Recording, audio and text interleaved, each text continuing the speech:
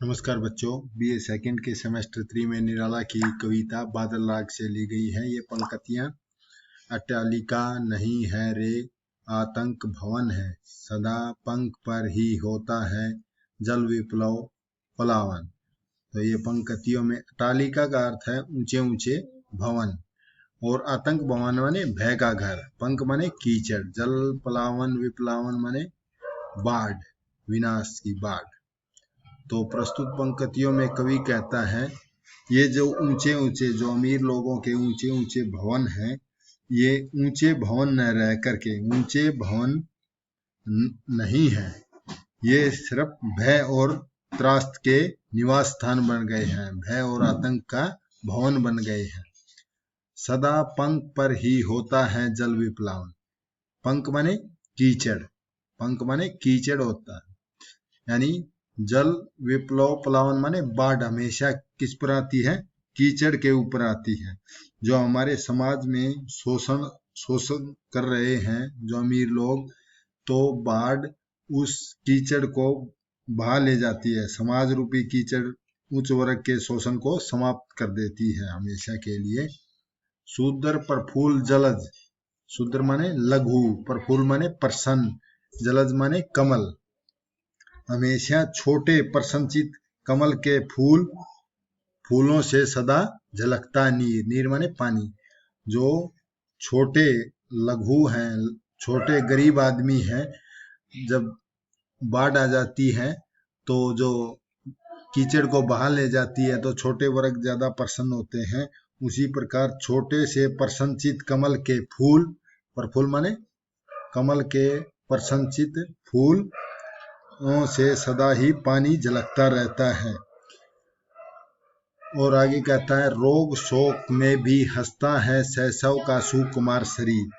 और जो सदा दुख और कष्टों से आंसू बहाने के लिए बाध्य हैं, रोग और शोक में भी हंसते हैं। शैशव, शैशव माने बाल्यावस्था, शैशव माने बचपन, बचपन में सुकुमार कोमल अंग होता है।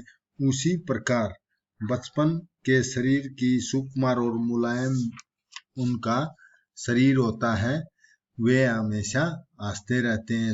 रोग शोक में भी सुकुमार बचपन की बाती हंसते रहते हैं। आगे है रुद्ध कोश शुद्ध तोष। रुद्ध का अर्थ है रुका हुआ, बंद, कोश माने खजाना।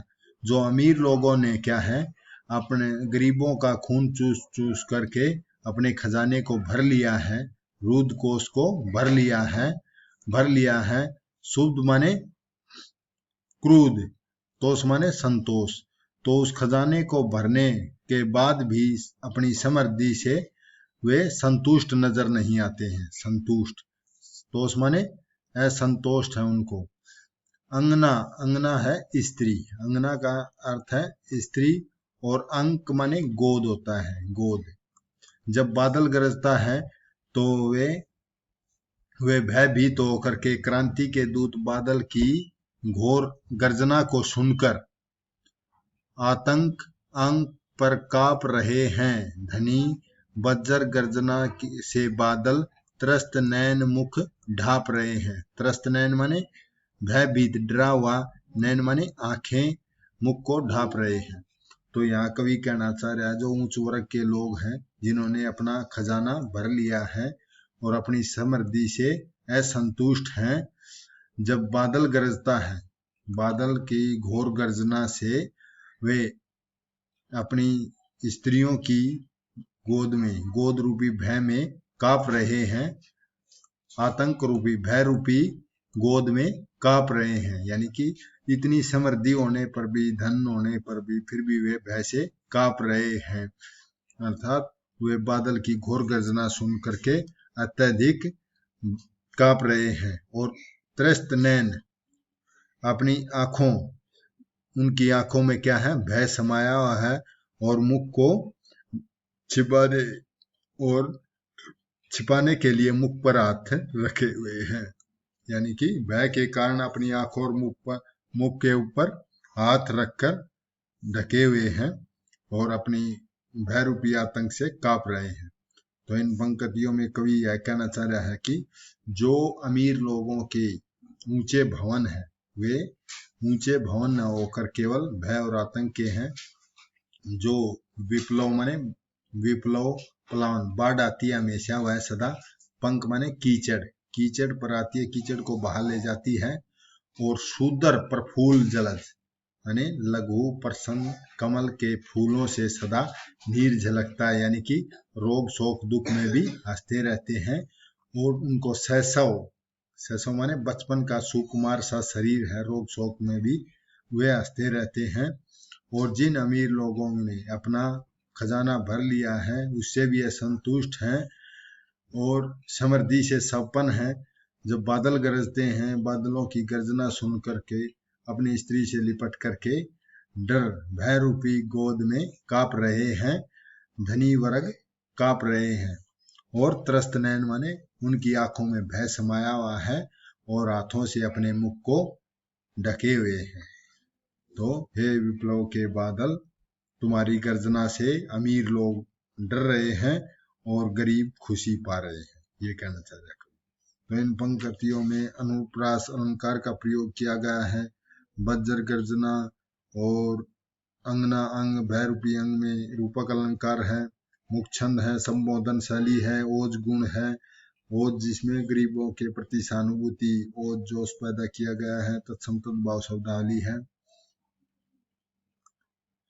इन पंक्तियों में कवि कहता है जीर्ण बाहु, जीर्ण होता है जर्जर या फटा पुराना, शीर्ण शरीर माने यानी कमजोर दुर्बल शरीर वाला, तुझे बुलाता कर्षक अधीर, अधीर माने व्याकुल, हे विप्लव के वीर।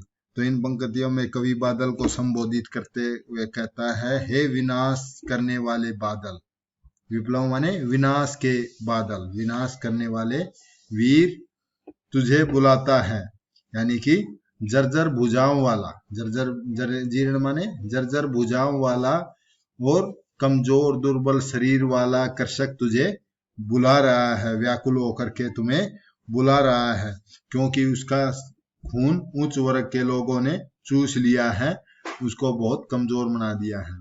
चूस लिया उसका सार, हार्ड मातर ही है आधार, यानी कि उस किसान का लोगों ने, जो अमीर थे, लगान लगा करके और ब्याज लगा करके उसका जो किसान है उसका रक्त उन्होंने चूस लिया है, मात्र केवल हाड रह गए हैं, हाड ही उसका आधार है, यानी कि खून और मांस उसके चूस लिए जाने के बाद उसका शरीर में हड्डियों का ढांचा रह गया है, आधार माने ढांचा रह गया है।